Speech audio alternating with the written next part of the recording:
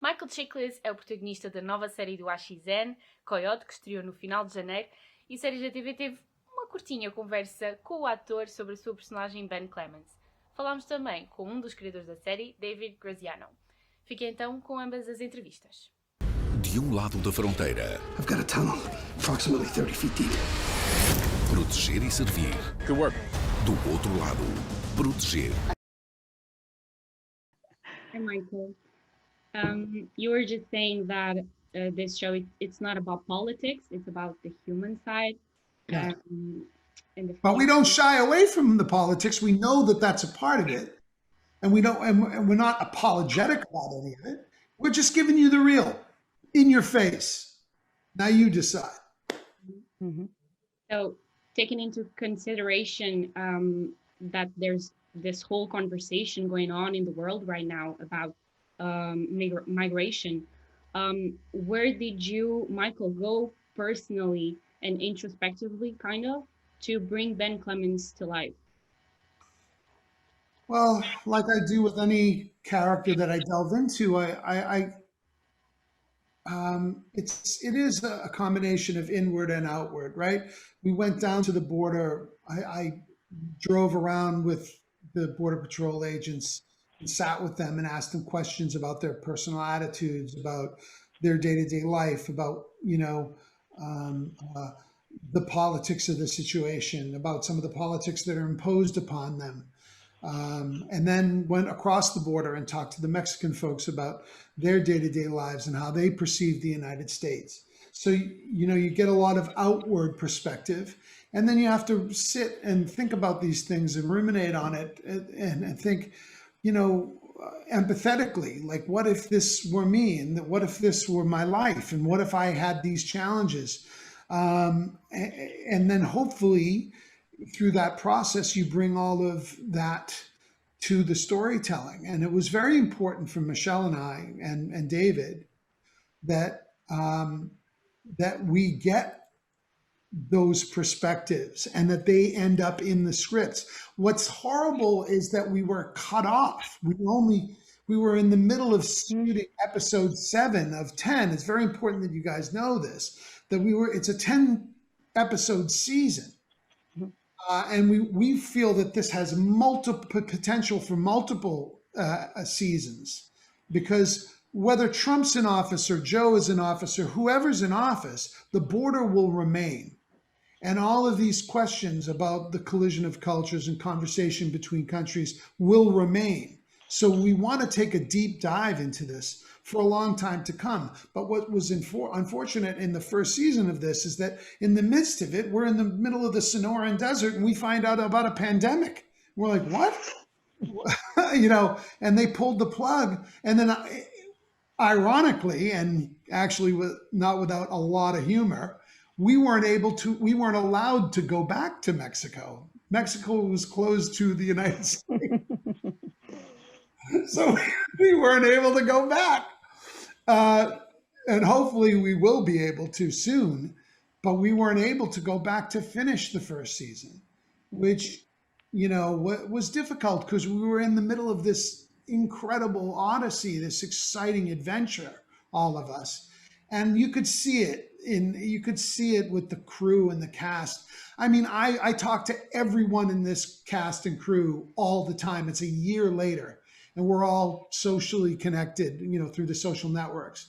And everyone is like, are we going back? Are we coming back? And I don't know yet. So we're all like talking to each other and really like prayerful that we get to continue this journey together because it's so thrilling. Yeah. Hi, how are you? Hi. You're good? Yeah, I'm doing great. Okay.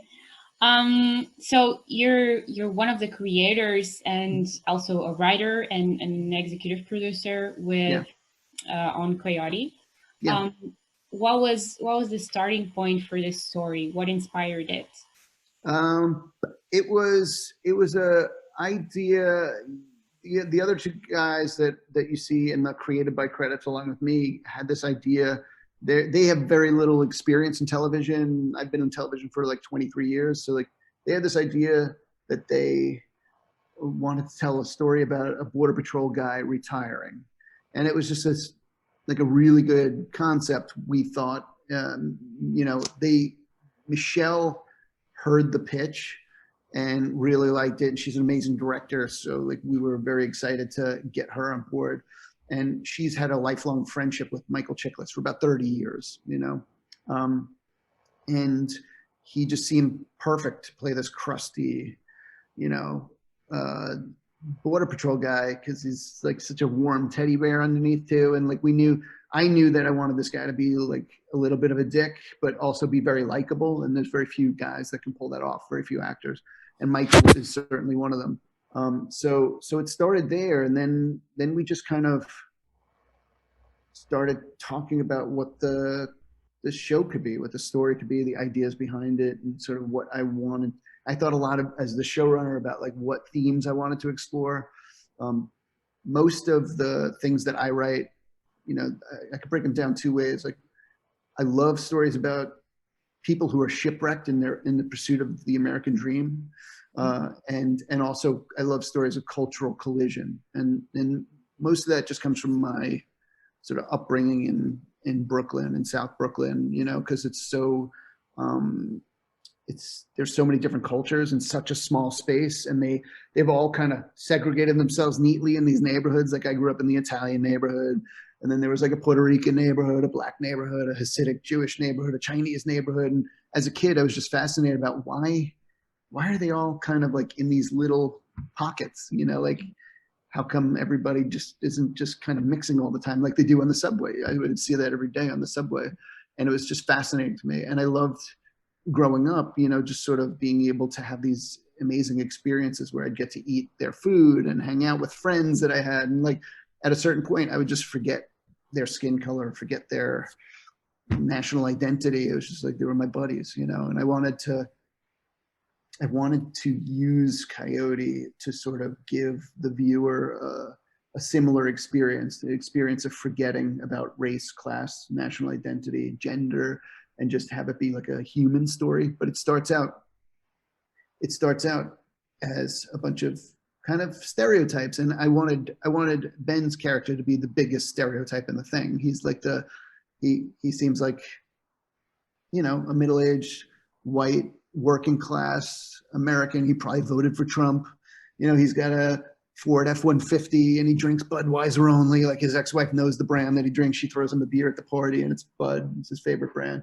You know, so like, I wanted him to come off as a stereotype in those early episodes and just kind of see through the series that, you know, he's not a stereotype at all, and neither are any of the other people in the show. And like, by that point, hopefully people will just kind of forget about whether someone's Mexican in the show or whether someone's American, and just kind of not forget about the wall, but just question the logic behind it a little bit, you know? Yeah, I was actually going to ask you if the pilot in itself wouldn't give the wrong impression, precisely because of those stereotypes. You have the typical white American savior, and then you have the villains that are the drug trafficking Mexicans. And I was actually going to ask you if the pilot wouldn't give that wrong impression. Yeah. Well, it doesn't take you very long to see that he's not a white savior at all. He's actually a white failure, you know? And, you know, by that second episode, you see some of the ways in which he's good, and he is, you know, like, very good at his job, but you see the way that he's a complete bumbling idiot. I mean, he falls in the desert, and like, Maria Elena saves him numerous times in that trip across the desert. And, you know, you can't come away from that episode and go like, oh, he's saving her. Like, she saves him too. And, you know, I mean, that's what we do as humans. We all save each other.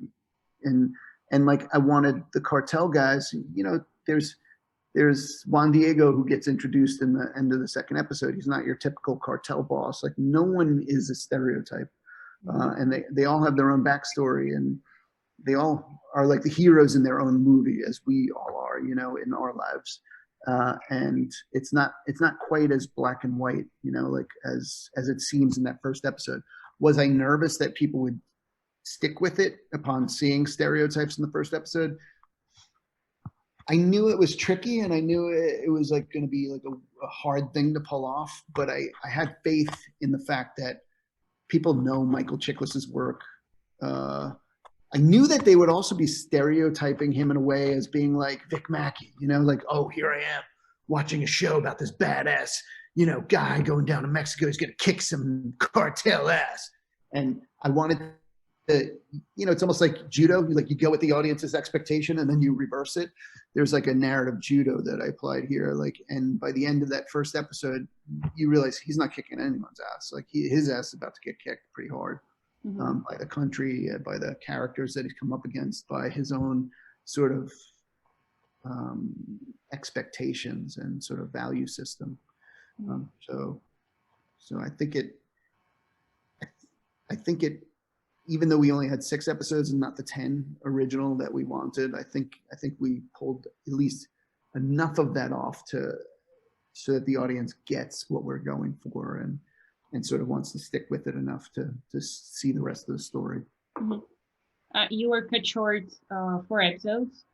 What differences would we have seen in the story if we got to see the 10 episodes?